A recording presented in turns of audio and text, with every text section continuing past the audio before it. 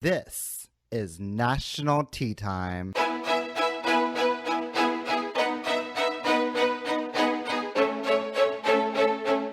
Yes, God, everybody. My name is Alora O'Shaughnessy. I am your host for National Tea Time. Today, my very lovely guest is none other than Miss Taylor Madison Monroe. How are you, Miss Taylor? I'm doing swell, magically delicious. Oh, yes, we love Magically Delicious. So tell me a bit about it yourself. Well, I'm a resident of Fayetteville, Arkansas. I'm 36 years old. I'm a graduate student at the University of Arkansas getting my master's in recreation and sports management. And I want to go into communications within the NCAA or hopefully at the University of Arkansas because I'm a Razorback for life. I own my own house. I have 2 dogs, and I have a wonderful partner named Derek. Aw, we love a good old hard-working queen. We love a queen who's a family man or woman. Oh, yes. So, Whoa, man. whoa, man. What is your title? What are you a former of? I am a former Miss Gay United States for the year 2011-2012. Fabulous. What got you into drag pageantry and drag in general? What were some of your inspirations you looked at to go for your dream? Well, I first started drag by entering theater. And, you know, whenever you come out of high school and you go to theater in college, you think you're the ish. And when you get to college, you realize that you're not everything that your high school teachers always told you would be. Right. I didn't make it into theater in college. So one of my friends was like, well, why don't you try this? And I just first came out. So I got in drag one night. Somebody put me in drag and I entered a talent contest and I won. I beat my drag mother that night and she was furious with me. Sasha Harrison, hello. I didn't know Sasha Harrison was your drag mom. She is the original one that put me in makeup, the first one that ever put me in makeup. That's everything. I didn't know that. But the first time I ever did drag was, of course, you know, stereotypically Halloween. Of course. It was a very interesting time where we had house parties instead of going to the club because the club was 21 and up. I went as Medusa that year, and that's what I did. Medusa. Of all women, you chose Medusa. Well, Yes. she was very, very beautiful at one time before she was raped and then turned into who she was. I'm a costume queen, so I had to go with a costume. Yes, costume queen. I wish I was a costume queen. Maybe I'd get tipped more. Oh, well, no. It'll be okay. Rude. Part of my inspiration has always been strong women in my life. My mother, although they've never really had an artsy side to them, like my mother really doesn't listen to music or watch TV shows or movies or anything like that. I guess I got all of that she never had. But as far as drag life, my inspiration has always been Katia Lee Love because that's who has really, as far as like administratively, professionally, on the microphone, costumes, performance, she's really the all-around package, and that's who I've always really looked up to. They used to call me Taylor Lee Love. That was as a joke because I would go to her house and give her like $2,000 and buy like 8, 9, 10 costumes at a time and just bring them back. I paid her mortgage several times over. Well, one of her gowns will pay her mortgage. I mean, Jesus. Oh, How many girls still use her for America? It's lovely. It's lovely. She does amazing work, and she's one of the most amazing creative people I've ever met. Yes, in she my life. is. She is an amazing seamstress. I dream about the one day I get a Katia Lee Love gown. Or a dance costume. She actually sewed for Dancing with the Stars for a few times. And I know she sewed for the Olympics, the figure skaters at the Olympics. I didn't know that. I'm going to have to get her on this show one time. She's actually quite fabulous and a lot of fun. She's got the quickest wit I know out of anybody. So and she's a former Miss Gay America, correct? Correct, and former USofA Classic. Oh, I didn't know about USofA Classic. I just knew about America. Yeah. I'm gonna have to message her and see if she'll do this show with me. Oh, I think if you catch her during this boring of a time, like with COVID going around, I think you'll be perfectly fine. She'll be great with us. Right. So, why did you choose to compete for the title of Miss Gay United States? Well, Miss United States was based loosely after the America system. Mm-hmm. I know the scoring was all based off the American system as well, and it was kind of a branch off of what Miss Gay America was. Having my career taking a different path when I lost the crown as Miss Arkansas America, I knew this was my shot at redemption. So this was really the only available path for me at the time. And it was a really new system on the rise. And the promoter of it was Jordan Bolton, Crystal Marie Love. I contacted her one day and I said, hey, would I be able to do this pageant? And she was like, well, of course. Yeah, of course you would.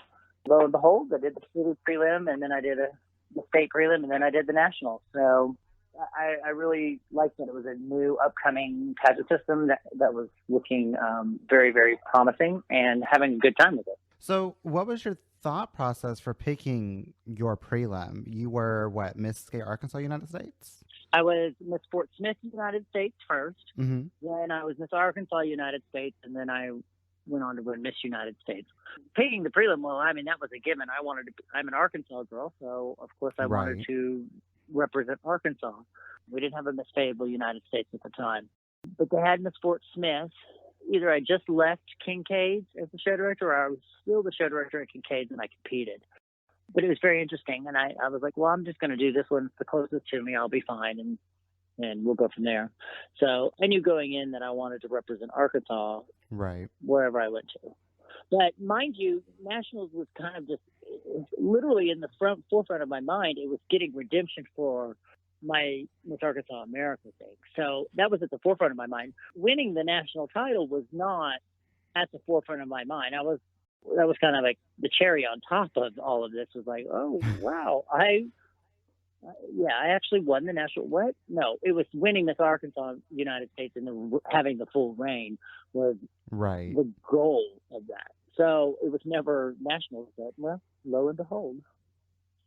Well, it happened, and then now you're a former, a has-been, as they might say. A farmer, an afterthought, Right. What was your experience while the competitions were taking place? Let's say state-wise. What was the experience state-wise, and what was the experience nationally? What was the two difference between the two? State-wise, there was, I think there was 10 or 12 contestants that year. Oh. It was a really good competition. A lot of people really brought it. Maya Alexander was actually the reigning Miss Arkansas United States. She had gotten first alternate at nationals that year before. And so she was the reigning, and it was actually a really good experience. It was a lot of fun. The most interesting part was seeing the judges, who the judges were for Miss Arkansas United States, because two of the people on the panel were the biggest naysayers, the most outspoken people against me whenever I was Miss Arkansas America. Oh. So girl. that was very interesting. And actually, in an interview, one of the judges, Megan Michaels, asked me about it. Asked me about my personal experience as Miss Arkansas America. She opened the can. She was like, we're going to go there. Let's open the can. And one of the judges, after my interview, it was told to me that one of the judges turned to Megan Michaels and said, that was plain out mean. You should have never done that. But I think it played out in my favor, actually, because I think I won interview anyway. So it was oh, well, there you have it. But it was a great competition, and it was a lot of fun. Arkansas was a lot of fun. Nationals was a long drive, first off. Right. 16-and-a-half-hour drive to Roanoke, Virginia is a long, long, long drive. And that's from Fayetteville, right? And that was from Fayetteville. So it was a tough one. But we had 14 people show up to nationals that year. Yeah, 14, and I think 20 were qualified, so 14 showed up to nationals that year. And it was like a one-night pageant, so they did all 14 contestants in one night. So it was a really long night. It started like at 8 and ended at 1:50-something. It was a really, really long night, but it was a fun weekend. I wanted to go support our Mister, which is the first time Arkansas had a Mister at United States. He ended up winning. Saturday night we had an off night, so we went out and partied and had a great time. And then Sunday was the pageant for us. So it was a really good time. And then having my mother come and support me, and she brought 3 of her friends, and we just had a great time. She took my whole dancer crew out to Outback Steakhouse and paid for all their meals, and it was really, really cool. So we really, really had a great time in Roanoke.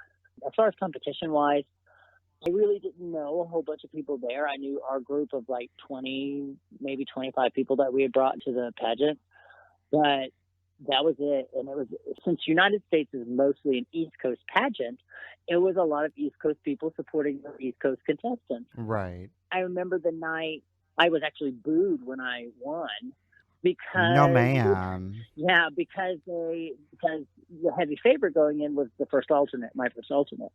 And she had some things go wrong during her talent. One of her props fell, and it really kind of saddened me, but excited me at the same time. Right.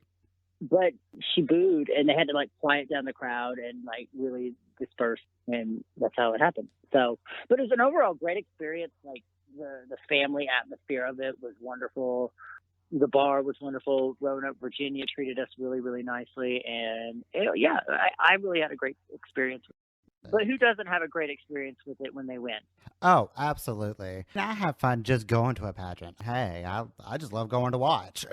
One of the best experiences was when the owner of the pageant handed me the $3,800 in cash that I won that night. Well, it's always a good experience when money is placed into your hand, no matter if you win or don't.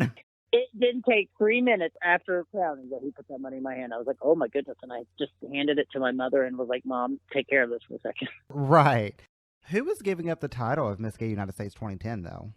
Jasmine Blue was giving up the title, and she's from Washington, D.C. Okay. I don't think I know of her, sadly. I'll have to look her up. She's a sweetheart. She hashtags realistic. It's really, really funny. She's a good person. She's really, really sweet and very soft-spoken, but will be outspoken when she needs to be. And side note, that was actually my mom's first time ever seeing anybody with a breastplate. Oh, because Jasmine wore a breastplate for her give up number, and it was a very like revealing, like it revealed the breastplate a lot with her give up gown. And my mother told me after the pageant, she said, if you ever get a breastplate, you're losing your number one fan in me. Oh, no. Hence why I have never bought a breastplate. What? I love a good old breastplate. I'm looking to get one my damn self. I love how they look. There were reasons why my mother didn't like this one, I think. Okay, well, I won't ask about that then. Even at 28 years old, I was still trying to please my mother. Oh, thank goodness. Yeah. No, not me. Just tell my parents you don't like it, don't watch. Sorry. Yep. Love you, Mom and Dad. While they were announcing second and first runner-up, what were you thinking at that point? Did you think you would win? Or were you just thinking, oh, crap, I've lost? Time to take the 16-hour trip home. Well, like I said before, winning was just a cherry on top. Like the goal was not to win nationals. I mean, of course, it was kind of like a far-fetched goal. I didn't know these people that I was competing against. The United States system was so new in Arkansas that we really didn't have the longevity or the history or what have you to be doing. But I had done my due diligence. I had done my political games, whatever I had to play. I had done my research on all the formers. I had prepared myself. I had done everything like that. But United States is such a guessing game. You really don't know who's going to win each year. You really don't. But standing there, I didn't think I had won because they announced 3 categories: interview, creative, costume, which is now Americana Runway, and then evening gown. I didn't win any of those 3. Well, they announced talent, and I won talent. And I was like, wait, what? I won talent? Oh, my goodness. What happened? So. Not what happened. Well, and then so I won talent, and I was just happy-go-lucky. I was like, oh, well, I won talent. I'm excited. I got a trophy. We good. I'm good. We're fine. Anyway, so it moved on, and then they started announcing. They announced third alternate, second alternate. The third alternate was a girl that is on Showcast a play in Nashville now. She's amazing. The second alternate was the hometown Roanoke favorite. Well, she lived right outside of Roanoke. Her name was Taylor Made. Yeah. And then the first alternate, who Eden Park Divine, she's placed top 12 at USofA twice, I think. And she's from North Carolina, and that's who everybody was there for. So they announced those 3, and then I'm the only one standing there with a trophy in my hand. And I'm like, wait, what just happened? And right. Sure enough, they just went right into it. And your new Miss United States is Taylor Madison Monroe. And I was like, wait, what? Huh? Oh, my goodness. Bawled my eyes out. Like traditional, stereotypical pageant cry. Like, it was hilarious. Yes, I love those photos. Those photos are the best. of course, there was the feeling of, winning a national title, and it was like, what? Oh my goodness, what just happened? But winning a national title in front of your mom while she's sitting in the audience is one of the best feelings in the world. I can only imagine. Yeah, and then your mom running up on stage as they finish putting the crown into your hair and just giving you the biggest hug. And I will always remember the exact way I grabbed her and hugged her and swung her around and lifted her up off her feet and did a little spin with her in my arms. And I didn't realize how heavy the crown was. And at that point, my wig fell backwards a little bit, so it exposed my boy hair. No, ma'am. Yeah. Oh, but I didn't care. I was hugging my mother after I won a national title, but they let me fix it, and then we took pictures. I mean, hey, at least they weren't shady and didn't let you fix it. Oh no, they let me. Could you imagine those photos? Oh well, I'm sure somebody caught one of those. Oh, I'm sure. I'm sure someone's got a photo somewhere. Right. During your reign, what were some of the hardships you encountered? What aspects of your life really changed from that moment? There were actually two really big events that happened during my reign. First off, and this is no tea or no shade or any disrespect to the system, the owner of the system and Nova Star, the owner of Fierce Drag Tools, they got into an argument over money. Apparently somebody owed somebody money, and it was a huge argument. And Nova Star, she had just given up Miss United States at large, and she had 26 contestants that year too. It was beautiful and amazing. So they got into a huge argument about this, and I had it pretty much set up to have anywhere from 16 to 20 prelims maybe. And that was also with the help of Nova, because she knew I was new. She knew I was pretty green, and she could help me out. And in return, I would help her out too. So with anything that I could. So with the help of me and Nova and a couple of other people, we sold quite a bit of prelims. Well, when they got into a fight, Nova called the promoters that she was really close to, and they all canceled. And no, ma'am. I lost 10 or 11 prelims from that. I don't hold ill will towards Nova because, from a business standpoint, she did what she needed to do. Right. I wish it could have worked out in a different way and not on my one and only year that I've been a national title holder. But that was one of the big hardships that I faced, was rebuilding a system right as it was torn out from under me. Right. And mind you, to my listeners, this is all back in the day where Facebook and social media really was starting to become what it is now. Right.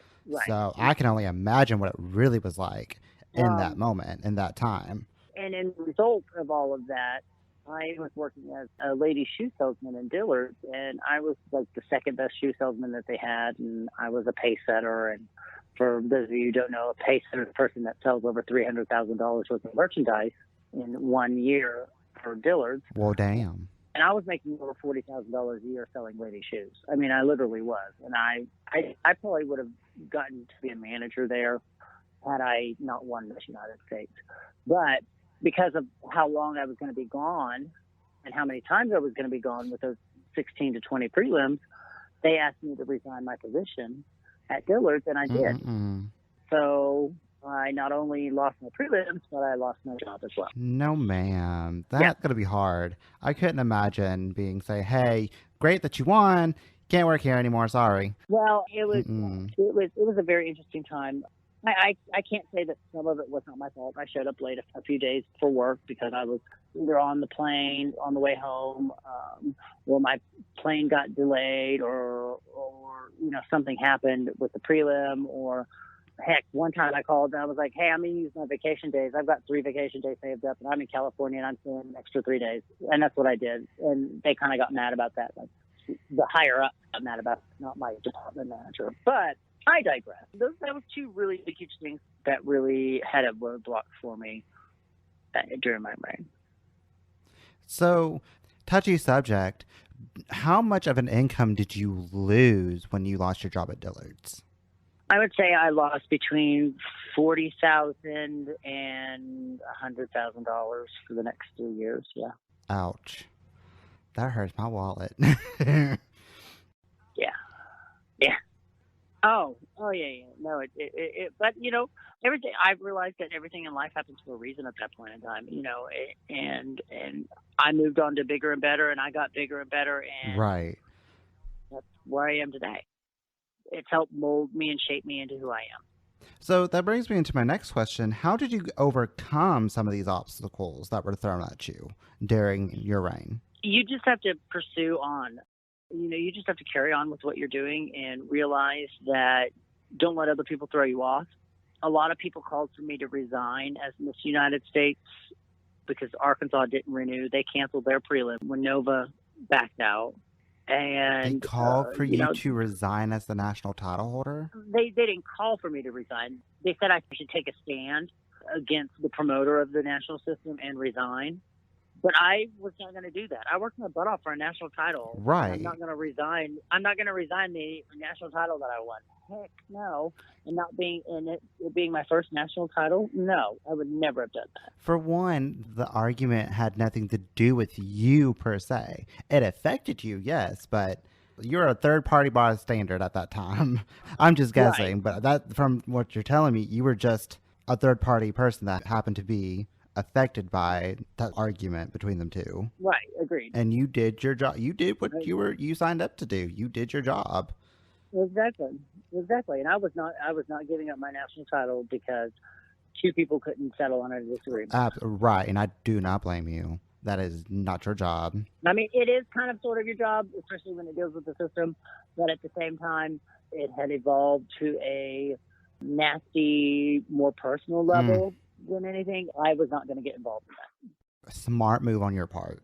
Very smart move. So did you ever come across anyone who didn't take you or that title serious while you were Miss Gay United States during that whole thing? Actually, no. The only time that I ever came across somebody that was really kind of snide remarks, I was at Miss Gay USofA. It was a prelim night. It wasn't the night that I walked out for a national title walk. I was out and I wore my sash for some reason. I don't know why I wore my sash, but I was out as a boy and I wore my sash that said Miss Gay United States on it. Some promoter of a national pageant, like it was like some small national pageant, stopped me and was like, "How dare you wear your Miss sash as a boy? Because this is horrible. This is ruining the illusion. I should call your promoter right now and say that you're wearing your Miss sash." And I said, "You know what? I'll dial it for you. Let's call JP right now." And I got it on speakerphone. Yes. I said, "JP, is it okay if I wear it? Because this promoter of this certain national system said that it's disrespectful that I wear that." This little boy was shocked. Like, it was hilarious. And that's what I did in front of him. But that was really the only side remark I got during the whole reign. Huh. You got off easy. I know. I actually got, I had the privilege of being on the judges panel for Miss Gay Arkansas America one year with Whitney Page, Cherry Lane, Kirby Kincaid, Patty LaPlace, and myself. Wow. Imagine that judging panel. No, ma'am. Nope. Couldn't do it. I dropped out. Done. I hope no contestant would ever drop out because that's going to be the realest, most expertise judging panel that you could possibly have. Oh, absolutely. They'll tell you how it is and not regret hurting your feelings because sometimes people's feelings need to be hurt. Right. For them to come correct. That's an amazing judging. What year was that? I think Veronica Duvall won that year. Oh. Yep, Veronica Duvall won that year. Yes, ma'am. Love me some good old Veronica Duvall. What was your support system like while you reigned? Well, I had my grandmother. Mm-hmm. That was great. My family really supported me, and they were really excited about it. The promoters were wonderful. City of Fayetteville was amazing. I will always remember my last night as Miss United States in Fayetteville, and I will always remember the first night I came back and got to perform as Miss United States. It was packed. The bar was like celebrating. Magazines did news articles on me. Newspapers did articles on me. It was amazing, and I was so well accepted. The Center for Equality up here made a special mention of me, and it was really, really neat. One of the worst things about all of this was that my partner at that time, we had been in a relationship for 4 years. He actually, when I got back from Miss United States, probably about a month or two afterwards, he broke up with me, and he said, "You're not going to have enough time for our relationship." And he broke up with me. I had purchased plane tickets for him to go with me to my first two prelims. So, yeah, that was kind of a non-support system. But we won't mention that anymore. because I've moved on to way better. Absolutely. For one, ain't nobody need a man who can't support you. Period. Well, and I don't need a man to support me financially. I just need him to be there for me, emotionally and Right. and to walk beside me. That's what I want, and that's what I got. Well, now that you've got that, but at that time, I couldn't imagine someone dumping someone just because they won a national pageant. That's just, to me, that's no real reason Well, to I'm dump sure there were someone. other reasons behind it, but not like it wasn't dealing with me. It was probably dealing with himself. Right. So because he's straight now. So, ooh, not straight. No, ma'am. Absolutely not. Anyway, How was it working with all the different promoters? I thought all the promoters were wonderful. There were a lot of new promoters, so they really either went way overboard or didn't know what they were doing. So it was like they treated me like a crazy, like I could have asked for a bowl of all red M&Ms and they would have got it for me. Yes, ma'am. And then there were ones that were just kind of like, oh, well, yeah, I'm doing this for a friend. Okay, thank you. And just kind of stayed out of it. There was no really in the middle promoter. I was treated very well by all the promoters. I didn't really have a bad experience. I hated flying in late and flying out early the next day because I always wanted to explore each city I was in. I always wanted to go. Right. I always wanted to go try a sit-down restaurant that I couldn't get in Fayetteville. I always wanted to go, see the sights of each city that I was in. And I did a couple places, but not every place. And I wish I would have taken time to be able to do that during my reign. Right. So do you have any significant advice for those who may want to start promoting? I think finding a happy medium, treating a national title holder to maybe a little something special because that will be favorable in their eyes. I'm not saying that you have to give everything, but first off, your first thing is to fulfill all the obligations within your promoter contract. Be able to fulfill that. Anything above that is cherries on top. If you can do that, you're a good promoter. Everything that's in the contract of your national responsibilities. Right. So that's the best thing I can advise to do. All right. For all those future promoters. If you go up and above that, more power to you. That's great. But at this, at times like now, where we're struggling to find promoters in pageant systems, I think doing the minimum of what you need to do should be good. Should be looked at as successful. Absolutely, I agree 100%. What was the best advice you personally received during your reign? Best advice, I would probably say someone told me to just let myself live. Don't expect anything out of it, because if you don't have expectations, you can't be let down. I felt like if I had expectations for this, well, I had goals. Those are different than expectations. I had goals that I had set for myself. I achieved those goals that I wanted, and anything over that was just, like I said, cherries on top. So, United States is very, they tell you make the reign. So if you want 40 gajillion prelims, you can have 40 gajillion prelims. If you want to do all this, you can do all this. It's all how much work you put into it. If I was to win it where I am now in my life, oh my goodness, there's so much more that I could do with it. Well, I'm sure that's true with everybody who wins a national title. Oh, yeah. They can look back and be like, well, I could have done this. Or if I were to win now, I could do this and do so much more. I do believe a lot of people can say that. And then there's national title holders out there that are like, well, I wish I'd never won this. Oh, I'm sure there are a few out there. I'm going to have to find them. Yeah. They got teeth to hell. Girl, I can only imagine. Let me find some former national title holders from the 80s. That's going to be fun. The early 90s and the mid 90s were the shade years, girl. That's where you want to look. Ooh, I wonder if I have to think about that one. Do a lot of research on that era of drag. So that was your best piece of advice. What is a critique that you received from any judge that made you push yourself to be better? As a contestant or as a national title holder? As a contestant that helped you in your national title. As a contestant, if I had to say something, I would say it would be with an interview, and it would just be to be honest, to be more open and honest about how your life is going and what you actually can do, and don't lie, because judges can see through those lies real easily. So not lying and just being completely honest with the judges during interview was probably one of the best advice that I could get. Okay. Interesting. I've always heard that the judges can always see right through a lie. So I can definitely see that. When you lie, you have to compound that lie with something else. Right. And you have to compound that other lie with something else. So the more you lie, the more it builds and builds and builds. And Right. eventually, it's like a stack of Jenga bricks. It's going to fall. It's eventually going to fall, and it's going to fall on top of you, and it's going to hurt. So why lie about anything when honesty and brutal honesty should be celebrated? Absolutely. I agree. In other words, just don't lie. Period. Whether you're a drag queen or not. But some of these hoes can't handle brutal honesty. Well, that's their own problem. Because they're infidel. Well, then they shouldn't be doing drag. Period. On to the next question. What is your favorite memory while you were reigning? Any embarrassing moments or funny stories you would like to share with the audience?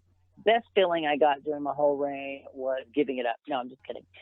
The best feeling during the whole reign was walking down Castro Street, San Francisco. I was in full drag going to Harvey Milk's old office, which is a bar. We were going to play trivia, full drag as Miss United States. And I was walking down that in crown and sash. And it was the most liberating experience because of the history that has gone on that street and where it was. I was walking right in front of the Castro Theater. And it was just so amazing. I got stopped by so many people. Oh my gosh, you're Miss United States. Let's take a picture, blah, blah, blah, blah, blah. And I was like, oh, wow. It was really, really neat. That was one of the best feelings I ever had. I can only imagine just walking down that road, even as a queer person, just walking down that road. Oh, yeah. Just and so much history. Just the gay history, right? Right, absolutely. Mm-hmm. So much history happened down that road. I remember one time you were telling me about this, what was it, a 2-story bar? I don't know if it was in California, Washington, or Seattle or somewhere like that. Oh, yeah. No, it was in Washington, D.C. Tell me about that. One of the funniest moments was in Washington, D.C. because I had 3 prelims there and my give-up was there. So I went to Washington, D.C. several times. And there's a bar called Ziegfeld's and Secrets. Well, Ziegfeld's is the bar on the bottom and Secrets is the bar on the top floor. It's connected. It's owned by the same person. So it was just named different places. The rooms were just named different places. Well, downstairs was the drag bar. Upstairs was the stripper bar. Yes, come on, stripper bar. And living in Arkansas, we're not used to having full nudity in our bars because, it's illegal and ABC will get you. Right. So I went up to Secrets and I ordered a drink. And the next thing I see were private parts dangling in front of my face as I was handed my drink. And let's just say the tip of the said private part was probably about 1.5 inches away from my drink. And I said, can you please not stir my drink with that? And then they turned around and bent over, and I was like, oh, my goodness, there's a hole. There is a hole. There is a hole. Oh, no. And were you in full drag at that point? I was in drag. Yeah, no, I was in drag, and it was just hilarious. And I did quickly rush to get out of drag real quickly because the duct tape was hurting. Yeah, it was a really funny moment. It was really enjoyable. I'd never seen anything like it, and it just opened up my whole world to a new world. And I was like, oh my goodness! And I actually made a really good friend out of that night. Matthew J. Kelly, who's a former Mr. EOI, he was one of the strippers that evening, and we're really good friends. Yeah, not like that. But I ended up promoting Arkansas Entertainer of the Year later on, and brought him in as when he was Mr. EOI. So. Yeah. That's hilarious. I think that's one of my favorite stories of yours. Strippers bar leads to a nice friendship.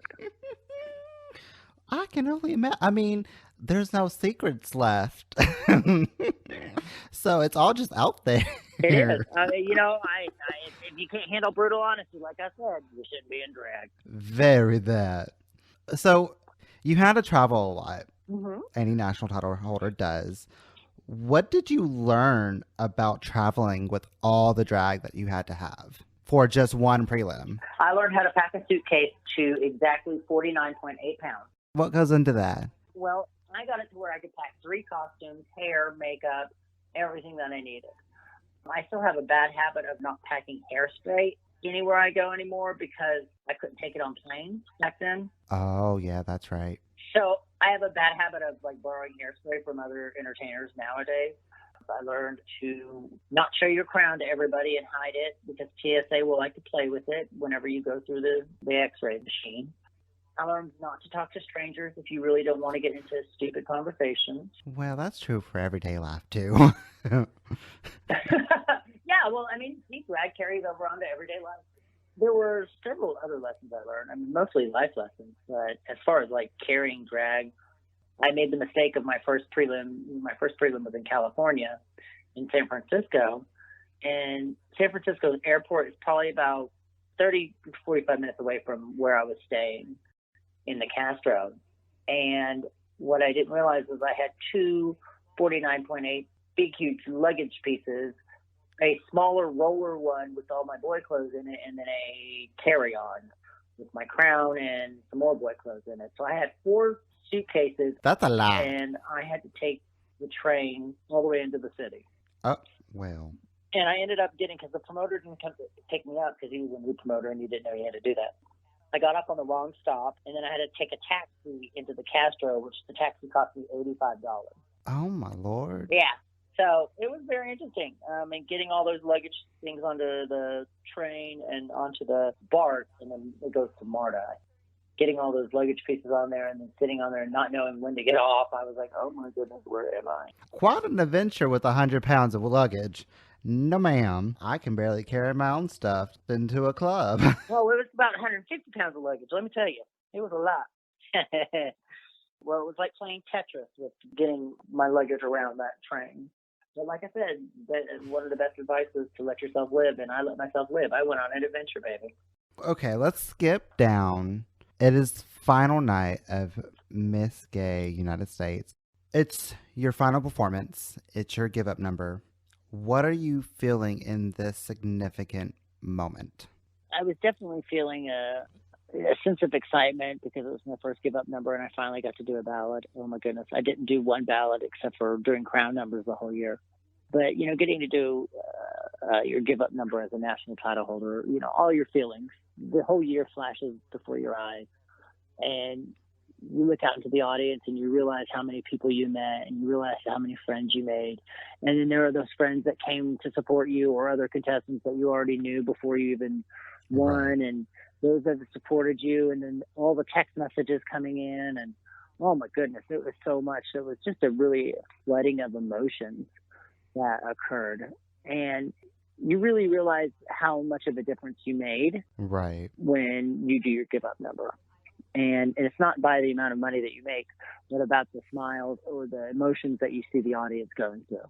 That's really what it was. What was your give up song? I opened up with For Good from Wicked, because I always open up every one of my give ups with For Good. And then I went into Get Here If You Can by Alita Adams was in it. There's a lot of those. A song about second chances was my middle one. It ended up being like 11 and a half minutes for a give-up mix, but it wasn't that bad. Well, I mean, honestly, that's not too bad, actually. I've seen a lot longer. Oh, yeah. No, I've seen a lot longer. Definitely seen a lot longer. Who did you end up crowning? I ended up crowning Madison Monroe. She was Miss California, United States. So there was 2 Monroes, one right at the other. Well, it was a Monroe and a Moonroe. So it was a O-N-R-O-E, and then hers is N-U-N-R-O. Oh, okay. But it was really nice. I still talk to Lonnie all the time. Lonnie's his boy name, Mercedes. I still talk to her all the time in San Francisco. And we just have a great time. That's fantastic. That's fabulous. You still keep up with some of these people that were part of your reign. Oh, most definitely. Is there anything you would advise against or for while competing for Miss Gay United States? I would say for, it's a very big family atmosphere. If you want to feel like you are included in the family, United States is a really, really family-like atmosphere. One of the great things about United States is that you never know who the winner is going to be. It's not a favorites competition. For instance, Shay Larice won the national title, but she only won by like 5 points, literally by 5 points. not to take away from the other contestants, Shay did wonderful, but there were a couple of contestants that could have beat her that year. But United States is always a very surprise contest. You never know who's going to win going into it. And I think it really gives a very even playing field. I wouldn't really say much against it. I think if it was organized a little bit more, maybe had more prelims, maybe a little bit more nationally prominent, I think that would be better for the system. On the flip side of that, it's a great stepping stone to becoming a national title holder in a larger system, because it teaches you the ropes without you being on that huge national stage. Right. Mm-hmm. Definitely something I'll have to keep in mind for when I actually compete for Miss Gay United States. It's coming up. There you go. Not this year, obviously. Miss Corona. Well, not this year. Yeah, Miss Corona has stopped all the pageants. She's won every single pageant this year. She is the supreme right now. Right. We should just give her own title, Miss Supreme. Yep. Everything. Yep. You give her the real girl titles too. Damn it. She said, "I'm gonna snatch all the crowns." She said, "I'm entering every pageant. I have no sexuality at all, or I do not identify as a sex. Thank you very much." Very that. My last question is, drag, as we all know, or the ones who participate in drag, is an ever-changing art form. What do you want to see change in the pageant world? What part of the pageant world has changed that you wish you could bring back? I would like to see pageant people not be put in a box. As far as expressiveness and creativity. Yes. I think a lot of people put pageant, quote unquote, pageant queens in a box as a less than category, and that is not true. I don't think anybody is more than or less than. Everybody is equal in my eyes. I think everybody offers something different. I think the pageant queen look or persona has kind of evolved and needs to evolve more into being more creative, more conducive to change, more chameleon-like, because the more facets of drag and the more, I guess, faces we can take on as pageant queens, the more audience we can entertain. Right. You're always going to have your naysayers about pageant queens, and you're always going to have your cheerleaders about pageant queens. So I think unifying that audience and finding that middle ground of compromise to where it still has its pageant rigors, or pageant queens still have their rigors and their execution and their fine-tuning. Right.